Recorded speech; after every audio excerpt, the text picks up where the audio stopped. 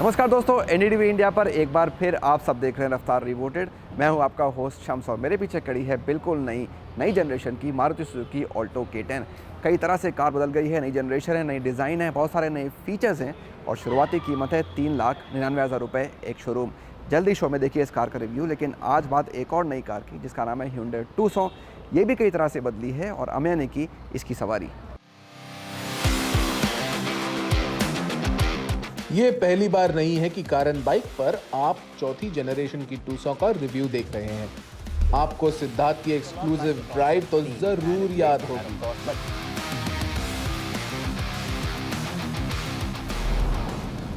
और अब ये भारत में आ चुकी है और इसकी डिजाइन बेहद सुंदर है। सिद्धार्थ ने डिटेल्ड एनालिसिस दिया था डिजाइन के बारे में, लेकिन मैं सिर्फ हाइलाइट्स के बारे में बात करूंगा।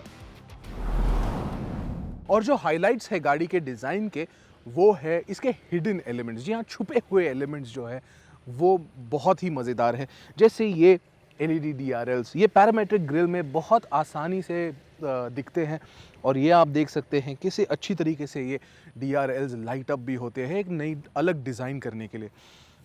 और एक जो हिडन एलिमेंट है वो है रियर वाइपर, जो रियर स्पॉइलर के नीचे है और वो नीचे से बाहर निकलता है, वो भी एक बहुत अच्छा एलिमेंट है। मगर अगर इसकी साइड प्रोफाइल देखें आप, तो आपको ऐसे लगेगा कि Hyundai आपको ज्योमेट्री क्लास में लेके गया है, क्योंकि इसमें बहुत सारे ऐसे एलिमेंट्स है, कर्व्स है, ये देखिए, ये बहुत अच्छे से कर्व्स है।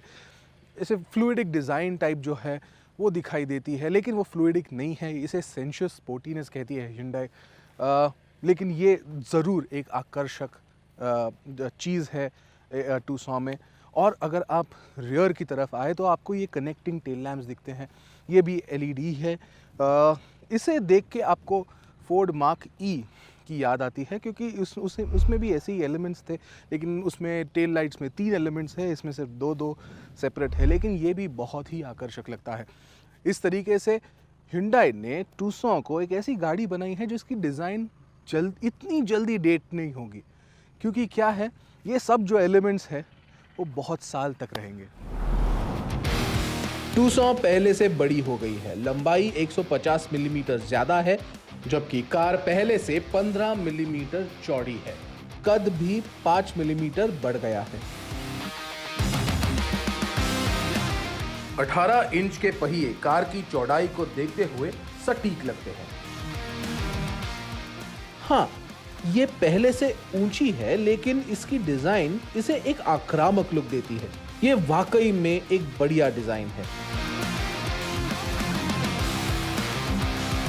कैबिन में भी कुछ इसी तरह का एहसास मिलता है।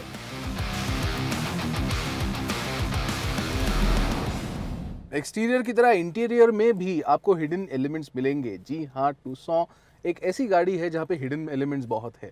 तो अगर आप एयर वेंट्स की तरह देखें तो आप देख सकते हैं कि इसमें जो इंटीग्रेशन किया है डैशबोर्ड में, वो बहुत अच्छी तरीके से किया है, इंटेलिजेंटली किया है, और इसकी वजह से ये डिज़ाइन पूरी तरह से बहुत ही आकर्षक लगती है। अगर आप सेंस ऑफ स्पेस की बात करें तो बड़े ग्लास एरियाज़ है, विंडशील्ड बड़ी है, विंडोज़ बड़े हैं, पैनोरामिक सनरूफ है, इसकी वजह से थोड़ा स्पेस ज़्यादा लगता है। और हाँ, ये जो है अपहोल्स्ट्री जिसे बेज कलर दिया गया है, वो भी एक अलग बदलाव लाती है स्पेस की बात करें तो। मैं यहाँ पे 2 चीज़ों के बारे में बात करना चाहता हूँ, और वो है ये 2 स्क्रीन्स। 10.25 इंच स्क्रीन्स है दोनों। एक है इंस्ट्रूमेंट क्लस्टर, और दोनों में ग्राफिक्स बहुत अच्छे हैं। अगर आप मोड्स भी चेंज करते हो, ड्राइविंग मोड्स चेंज करते हो, वो भी उसके जो ग्राफिक्स है वो बहुत अच्छी तरीके से पॉपअप होते हैं। अगर आप ये 10.25 इंच इंफोटेनमेंट सिस्टम की बात करें तो ये बहुत ही अच्छी तरीके से सीमलेसली आपको एक्सपीरियंस देता है। आप चेंज कर सकते हैं जो चाहिए, वो नेविगेशन भी इसमें आता है, तो काफ़ी अच्छी तरीके से इंटीग्रेट किया गया है। रही बात वायरलेस चार्जिंग की, तो वो भी मिलता है, लेकिन इसमें एक चीज़ है जो खटकती है हमें, और वो है कि इसमें वायरलेस एप्पल कारप्ले और एंड्रॉयड ऑटो नहीं मिलता। आपको कॉर्ड लगाकर ही एप्पल कारप्ले और एंड्रॉयड ऑटो मिलता है, लेकिन वायरलेस नहीं है। और इस सेगमेंट में ये ना होना ये थोड़ी बात हमें खटकती है। यहाँ आपको वेंटिलेटेड और पावर एडजस्टेबल अगली सीट्स के अलावा ब्लू लिंक कनेक्टिविटी भी दी गई है। इस बार कंपनी की हैदराबाद टीम ने सिस्टम में 10 देसी भाषाओं की सुविधा भी दी है, जिसमें मराठी, हिंदी, तमिल और कन्नड़ा के अलावा कई और बोलियां शामिल है। इनका इस्तेमाल वॉइस कमांड्स के जरिए किया जा सकता है और अब आप कार में 104 कमांड्स को बिना इंटरनेट के चला सकते हैं। इनके बारे में ज्यादा जानिए हमारे जल्द आने वाले टेक रिव्यू में। दूसरी रो में अच्छी जगह की पेशकश की गई है, जैसे कि आप देख सकते हैं यहाँ बढ़िया लेग रूम, नी रूम और शोल्डर रूम दी गई है। हालांकि छत नीचे की तरफ झुकती है, फिर भी हेडरूम अच्छा है। हाँ, अंडर थाई सपोर्ट कुछ बेहतर जरूर हो सकता था। कार का 2755 मिलीमीटर का व्हील बेस मुकाबले में खड़ी जीप कंपस के 2636 मिलीमीटर के व्हील बेस से ज्यादा है, जिसका मतलब है ज्यादा जगह। आपको यहाँ रियर एसी वेंट्स और यूएसबी चार्जिंग पोर्ट्स भी मिल जाते हैं।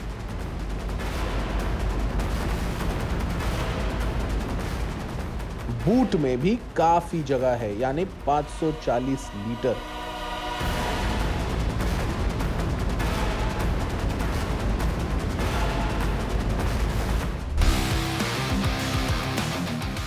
अब करते हैं कार की सवारी। शुरुआत पेट्रोल से।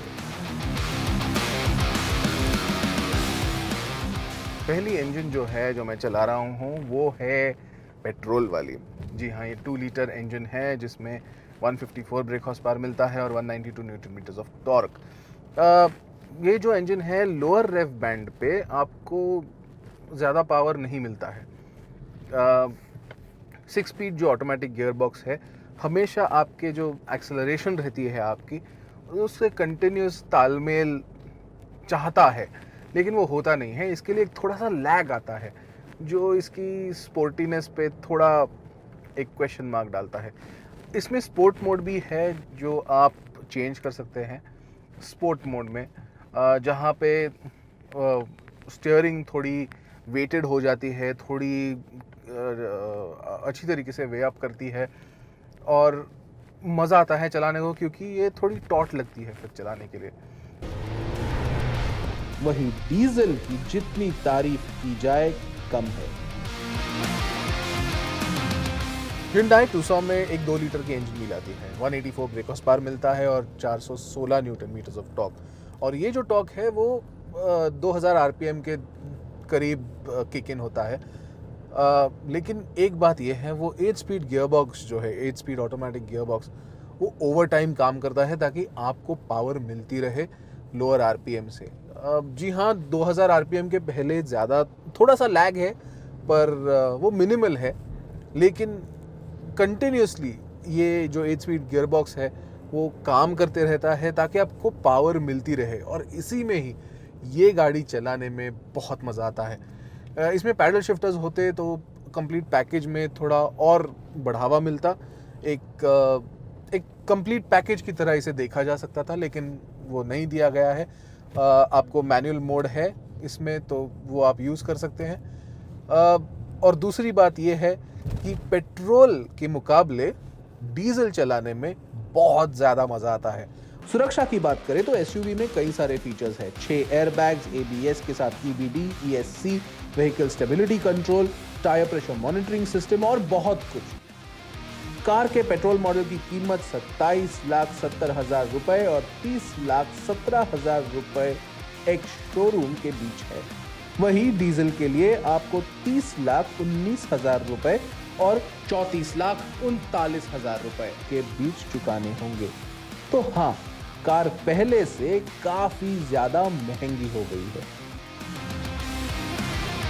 कहना होगा कि टूसॉन हर मामले में एक फ्लैगशिप यानी ब्रांड की सबसे महंगी कार लगती है। यहाँ कुछ कमियां अभी भी है, लेकिन इसका डीजल इंजन आपके होश उड़ा देगा। और अगर आप एक बढ़िया मिड साइज एसयूवी की तलाश में हैं, तो सब कुछ भूलकर टूसॉन डीजल को चुनिए।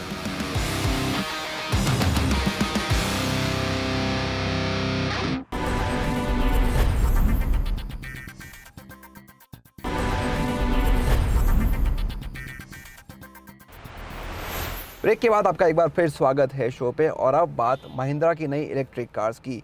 जी हाँ, कंपनी ने एक नहीं, दो नहीं, बल्कि 5 नई इलेक्ट्रिक एसयूवीज दिखाई हैं जो अगले 3-4 सालों में बाज़ार में लॉन्च होंगी। आइए आपको बताते हैं इन सभी के बारे में सारी जानकारी।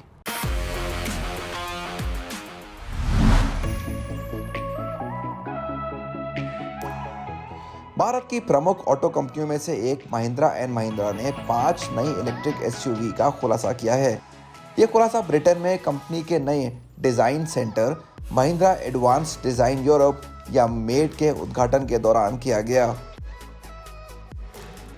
इसके साथ ही कंपनी ने अपने बिल्कुल नए इंडियन ग्लोबल या इंग्लो प्लेटफॉर्म को भी पेश किया, जिस पर ये सभी नई कारें बनाई जाएंगी।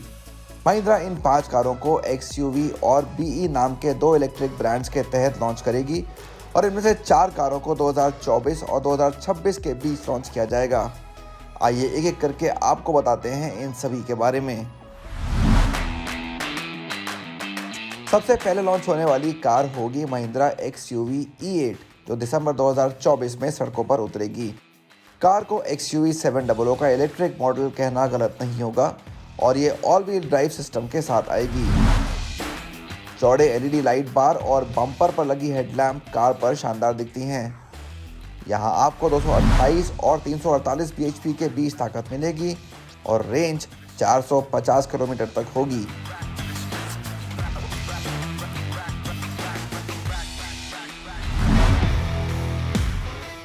अगली कार है महिंद्रा XUV E9, जो अप्रैल 2025 में बिक्री पर जाएगी।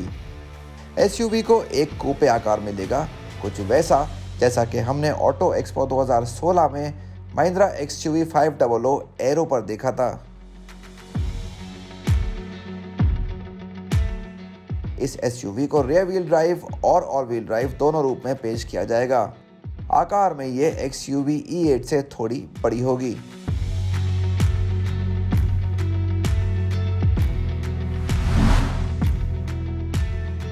अब बात करते हैं BE ब्रांड की कारों की।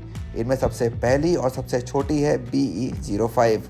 महिंद्रा का कहना है कि ये एक स्पोर्ट्स इलेक्ट्रिक व्हीकल होगी और इसमें रेसिंग से प्रेरित बोल्ड डिज़ाइन मिलेगी।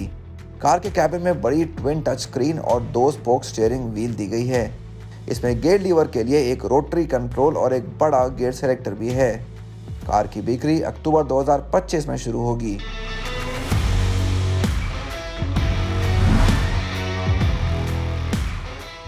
इसके बाद है BE 07, जिसे अक्टूबर 2026 में लॉन्च किया जाना है। ये एक 3 रो वाली पारिवारिक SUV होगी जिसे लंबी दूरी की यात्रा के लिए तैयार किया गया है। इसमें एक बड़ी स्क्रीन के अलावा पैनोरामिक सनरूफ भी दिया जाएगा। यहाँ पर सभी टच बटन हैं और कोई फिजिकल बटन नहीं दिया गया है।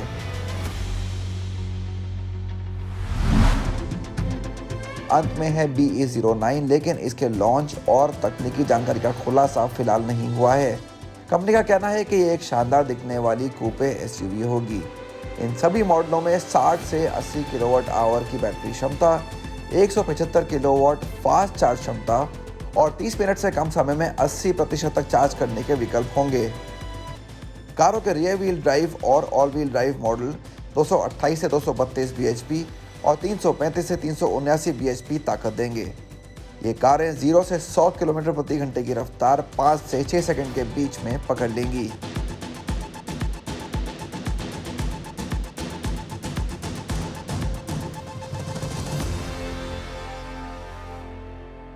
तो रफ्तार रिबूटेड में आज बस इतना ही। कैसा लगा आपको हमारा आज का ये प्रोग्राम, हमें ज़रूर बताइए। ट्विटर पे हमारा हैंडल है कार एंड बाइक हिंदी। हमेशा की तरह हमको आपके फीडबैक का इंतज़ार रहेगा। अगले हफ्ते आपसे शो पे फिर होगी मुलाकात कुछ और नई कार्स और बाइक्स के साथ। तब तक अपना ध्यान रखिए, सड़क पर बिल्कुल सेफ रहिए। अगर कार में बैठे हों तो सीट पर ज़रूर पहनिए और स्कूटर और बाइक पे हेलमेट पहनना बिल्कुल ना भूलिए। नमस्कार।